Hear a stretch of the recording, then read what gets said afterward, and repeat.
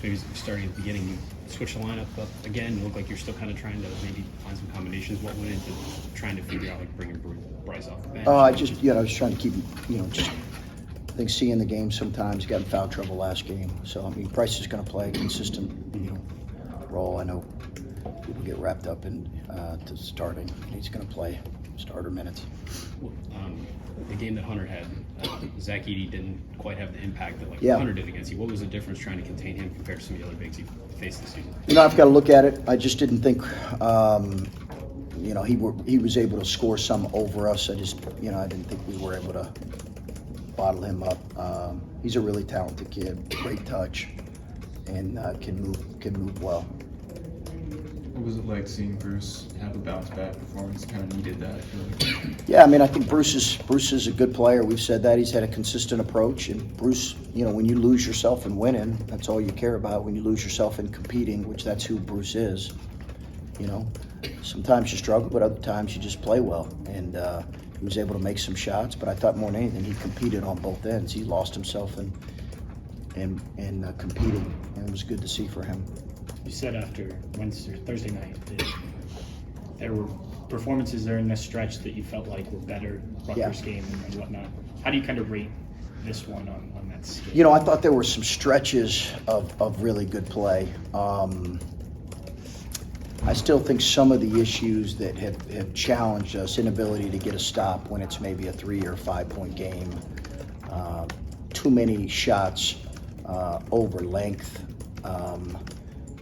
not playing off 2 feet shows both, I think, in some cases our inexperience together in our youth. But those 2 things come to mind as preventing us from being able to really put significant game pressure on them in terms of it being a 1 or 2 possession game late. I think it after maybe the 10-minute mark, it seemed to stay at about 8 or 9 for the better part of the half. And I know we were able to cut it to 3 or 4 and maybe had a chance to cut it to a possession game there in the second half. But I think those 2 issues, but I think there was some good play for sure. But I'll have to go back and look at it. But the initial thought was there were some good possessions. Bruce said he didn't necessarily think it was a better performance than the last one, but that guys played more free and were just kind of playing based on what you saw from the sideline. Is that accurate in your mind? Yeah, I think for stretches we certainly played better. I think we certainly had a much better start, and I think in stretches we played. I think in stretches we played pretty well. I do.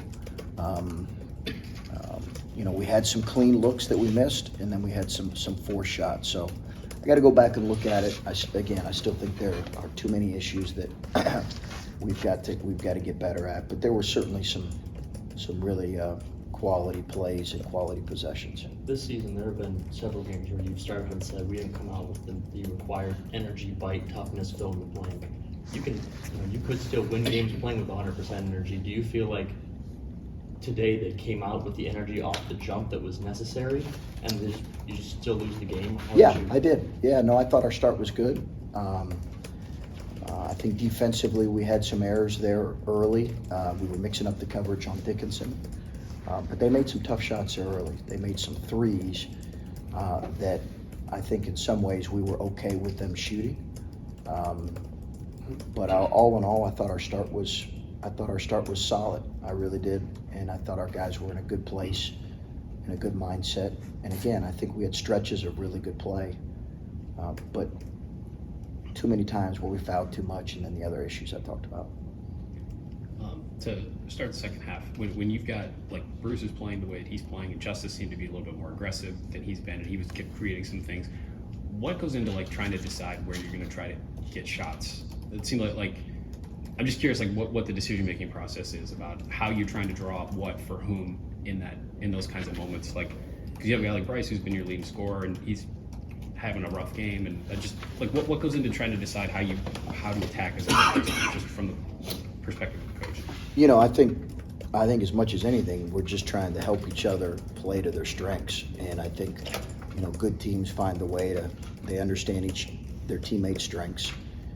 Good offensive teams, and they play to them, and they allow each other to kind of grow into their their role and what they do well. And when we're playing well offensively, we do that. So I don't know if it's a specific, guy we're trying to attack or a specific guy we're trying to get the ball to. We're really trying to just play and see what the defense gives us. I think we had stretches where the ball really moved and then it didn't move as well as it needed to. And I think that's when your offense can get inefficient.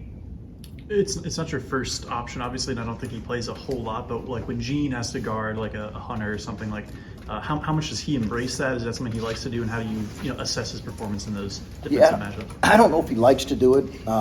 You'd have to ask him that. I think we've always, Kyle Young, EJ, they've always guarded guys here. They guarded them really well here last year. Hunter really well here, exceptionally well. And I think it just, we were in foul trouble. Felix got, 2 quick ones, so that's why we went to that. But I don't know how many possessions he played in that role. I think it was probably limited, if any. The stretch where Hunter, I think, scored like 6 straight on Felix. What are you trying to coach him in those moments in a game where it seemed like Hunter was getting pretty good post position on him and just kind of wearing him down a little bit? What are you trying to coach him through in a moment like that? I'm trying to coach him to add about 10 pounds of muscle.